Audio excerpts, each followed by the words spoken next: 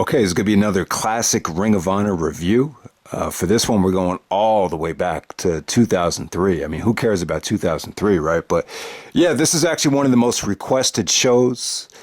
Actually, there was only one guy that requested it, but he requested it multiple times. So I had this show highlighted, and Wrestlerave 03.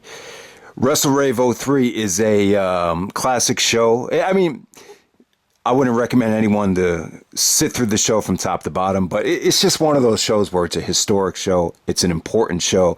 It's a monumental promo. There's a compelling main event. It's just one of those shows that's kind of required for, Ring of Honor fans. And it's a good representation of what 2003 was. If I were to pick one show from 03 that kind of summarizes what or captures what the year was all about, kind of a mixture of the old school ECW merging with the new school Ring of Honor. It's Wrestlerave 03, without a doubt, from June 28th of 2003. So takes you right up into the time when the WWE started doing the brand-only pay-per-views, just to kind of give you a perspective of when this show took place, from Philadelphia, Pennsylvania at the Murphy Rec Center, highlighted by the Fight Without Honor match between Homicide and Trent Acid. We'll talk about those gentlemen. Actually, I wouldn't call them gentlemen, but we'll talk about them later, that main event. But let's get right through it. Kind of a dreadful undercard to start off the show. We have Prince Nana and Jimmy Jack Cash taking on Dunn and Marcos, the Ring Crew. Not much to say about this, but, during the early stages of Ring of Honor, Prince Nana was actually a wrestler. Later on he became the manager of Jimmy Rave. But I always thought it was kind of funny how Prince Nana would call out the fans for being fat, but watching this match back, he was really fat himself. So I never understood why fat people would. There's a lot of times fat people often make fun of fat people. I just never got that, but that's one of the cases with Prince Nana right there. The match was whatever, really nothing to write home about, other than Dunn and Marcos actually got the victory there. Next up, we had Alexis Laree, who is actually Mickie James, taking on Sumie Sakai. Good women's match here. I really enjoyed this for the time that it lasted. Mickie James was just so much younger. I mean, what a difference 15 years makes. I mean, she looked like a teenager back then. Now she's kind of classified as a MILF. But yeah, pretty cool while it lasted. I've heard Mickie James is very promiscuous, has kind of gotten around in the locker rooms. I've heard maybe CM Punk. I think she managed AJ Styles, but AJ is a Christian. I don't think he probably cheated on his wife with Mickie James. But, if anyone could provide a list of all the guys and girls that Mickie James has banged over the years, maybe that might make for an interesting comment. But I've heard out of all the women, she's kind of been around more so than the others. So yeah, you get to see Mickie James in Ring of Honor right there. She had a short stay in 2003. Next up, you get Chad Collyer taking on Matt Stryker. This one about 20 minutes. And God, Jesus Christ, this was, there's mixed feelings on this match. Let me tell you guys, if you want to learn how to be a wrestler, if you're very interested in the Indian deathlocks, how to counter out of holds, how to counter out of the Texas cloverleaf, yeah, I mean, these guys are very technically skilled. And this is kind of one of those matches in Ring of Honor that proves that charisma and personality had a lot to do with Ring of Honor. You had to have charisma and personality to get to the top. You couldn't just be a generic wrestler that had a great body. At this time, Chad Collyer and Matt Stryker, both guys kind of had that generic WWE, OVW developmental look to them, where you could tell they've been in the gym a lot, and they're very muscular. They kind of had that generic bodybuilder type of body. And at this point in Ring of Honor, with them trying to, be the alternative, that look kind of, I think, worked against them. And, I don't know, man. This was, I respect what they did. I respect the work. This went about 20 minutes. To a degree, both guys were somewhat over. But just the match just hasn't aged very well. Just not a lot of personality, not a lot of oomph to this match. But good submission work while it lasted. And Chad Collyer and Matt Stryker, they were kind of like two of the undercard guys in Ring of Honor in 2003. They really carried the undercards with good technical work, but they just didn't have the personalities and the athleticism to propel themselves to the upper echelon of the card, if that makes any sense. Next up, we have the Carnage crew taking on Special K. Just a good mix of personalities right here. The Carnage crew, they're kind of these guys that work all day. They drink. They come home to their, wives that hate them. Special K is kind of like the opposite. They're like into partying all day. They're skinny. They're always, they like to do experimental drugs. So it was just a nice mixture there. They've had tons of matches. So let's just move on from there.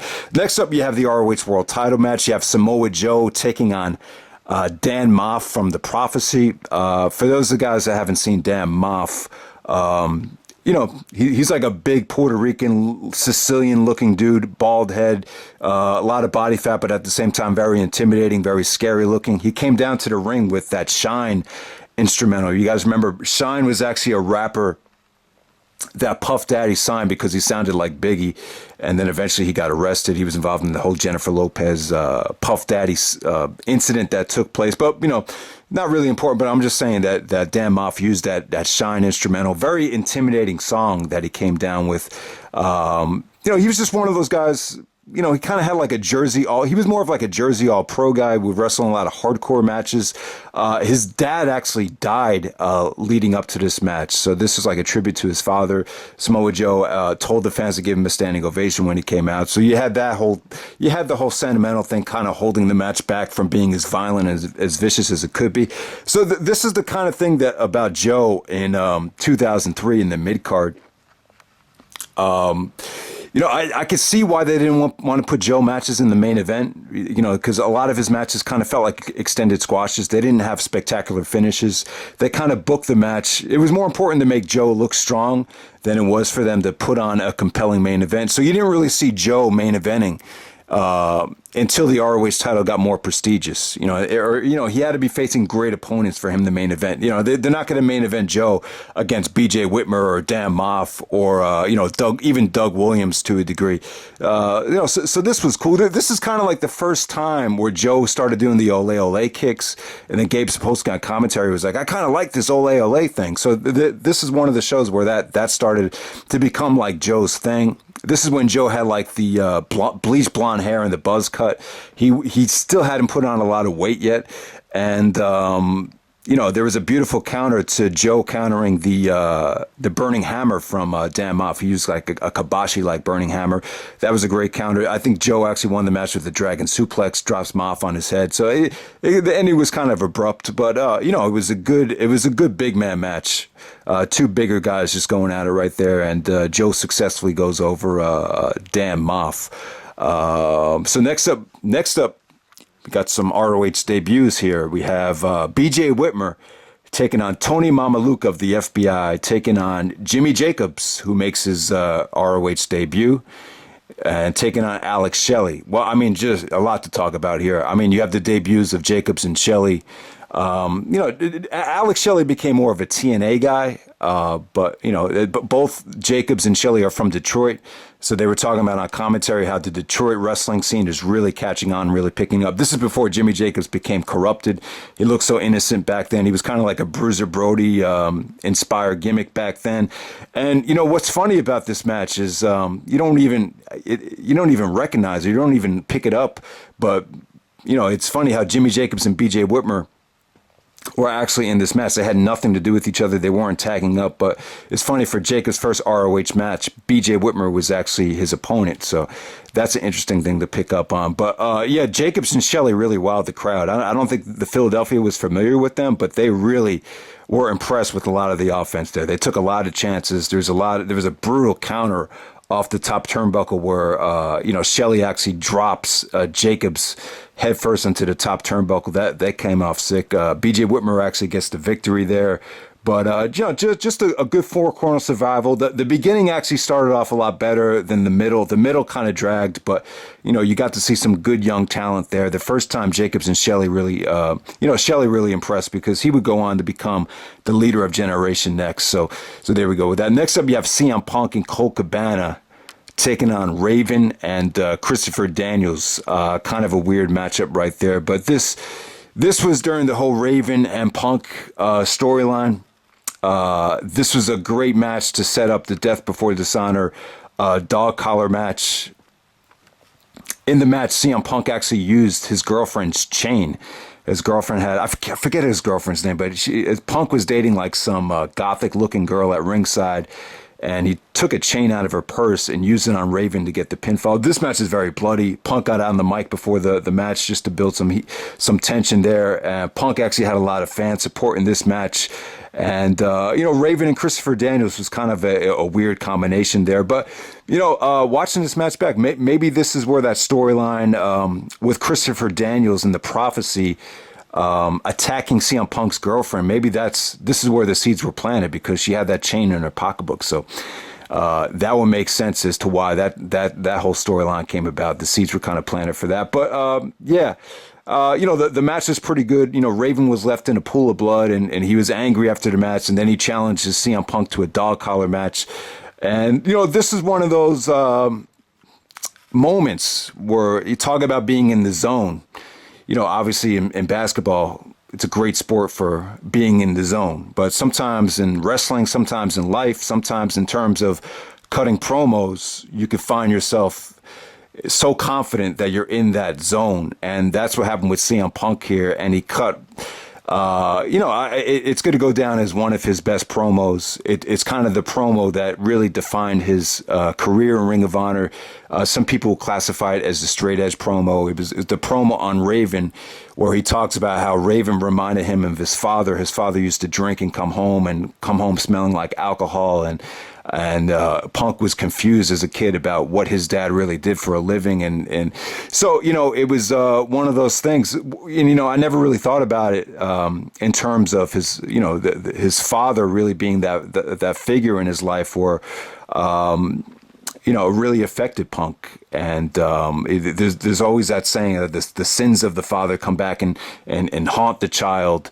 You always have to think about that. So that's how deep the promo goes. And it was just one of those promos where Colt Cabana and CM Punk's girlfriend, they're looking at the camera and they're kind of like, they just had nothing to say. They were just like, wow, he's going off. Let me just let him. Sometimes when someone's in such a zone like that, you just kind of have to step back and just let him say what he has to say. And Punk just, there was blood in his face and everything, and his passion and everything just came out there. It was just greatness. It was kind of like Austin 316, one of those promos where, you're just taking the world by storm. And you're just witnessing something magical, and that's what happened there. Just an awesome promo to set up the Wrestlerave match, and I mean you could go on and on about it. I've talked about it before, but this is the show where it happens on. Sometimes you kind of need to see the show as it transpires to fully appreciate it instead of just kind of throwing it onto a compilation. So next match we have AJ Styles taking on Chris Sabin for the NWA title. This is when AJ Styles was the NWA TNA champion. So you have two TNA guys for the NWA title in an ROH match. AJ and Sabin, I felt like they could have done more together in TNA. I don't think they ever wrestled at a major pay-per-view. Both Styles and Sabin were kind of baby faces. I've always thought Sabin was an incredible wrestler. He just had a lot of trouble with charisma and personality. Really, you remember Sabin for the Motor City Machine Guns more than anything. But AJ and Sabin had some wars for the X Division title in like multiple man matches, especially that Ultimate X match. I think Sabin actually drop kicked AJ from the Ultimate X, and AJ like over rotated and landed on his neck. Remember, one of the best TNA bumps of all time. But this match right here, It was a little bit too short. I thought it was spectacular while it lasted. Crowd was really into both guys. There was awesome counters. There was an awesome finish. Just great athleticism. I think Sabin is so athletic and so talented. But yeah, AJ won with the Styles Clash. I think this match could have just went a lot longer, and they could have done more. It only ended up being like 3.25 stars. But I just wish it was. I don't know why it was cut so short. I'm not sure why. But next up we have Trent Acid taking out Homicide in a Fight Without Honor match. So Trent Acid wasn't never really a ROH regular. He was more of a like a Jersey All-Pro guy, maybe even more of a CZW guy. He would wrestle in a lot of hardcore matches.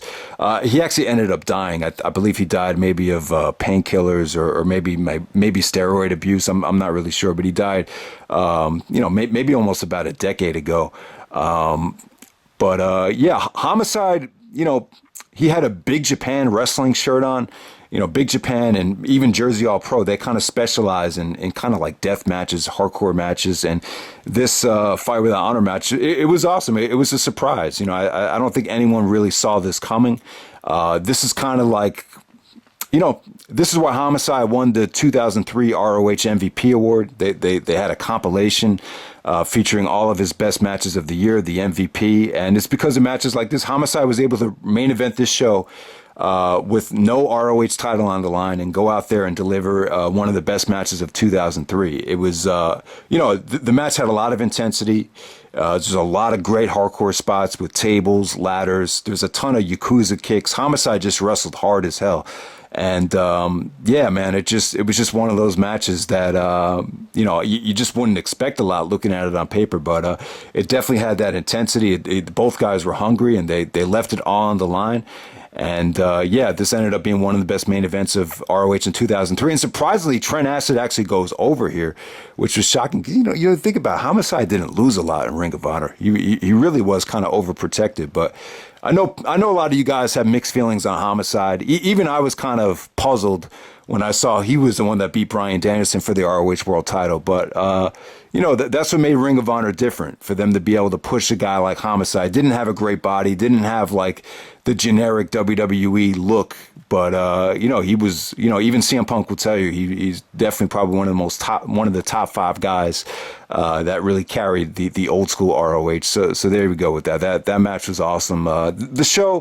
The show is not great, though. It's got the CM Punk promo and it's got the great main event. But other than that, I wouldn't really check it out. But it's like I said, it was probably requested because it's a historical show. And then you have this rave at the end of the show. There's like a Special K and all these women come out, and basically the wrestling ring turns into like a disco club or a club with a lot of music. You have girls making out. You have, I don't know. I didn't really think it was a big deal, but it was never really been done before in Ring of Honor. So a lot of people, what do you think of the rave at the end of the show? I really didn't care for it. It's kind of a weird show too. Like after the rave, they show all these like pre-show matches. You get to see Jay Lethal and this gay tag team is the Christopher Street Connection. So I don't know. The show is definitely, it's a little bit weird. But, this is the show where CM Punk became a legend with that promo. This is a great show to set up Death Before Dishonor, the first Death Before Dishonor. And it's just one of those shows that it's just a good representation of what ROH was all about in 2003, because you see Homicide, the MVP, go out there and you see why he's the MVP with his main event, and then you really see the whole Raven and CM Punk feud really built to that next level. So that's why it's a historical show. But that's pretty much it, guys. I'm out, and hope you enjoyed the review. And for December, I won't do another ROH Classic review until December. I'll try to do some of the final battles that were requested. If anyone has any requests, I'll try to get to it eventually. But yeah, for December, I'm probably going to do about a couple of final battles that I haven't really gotten to do a full review on. So maybe the final battle 2004, 2005, 2006.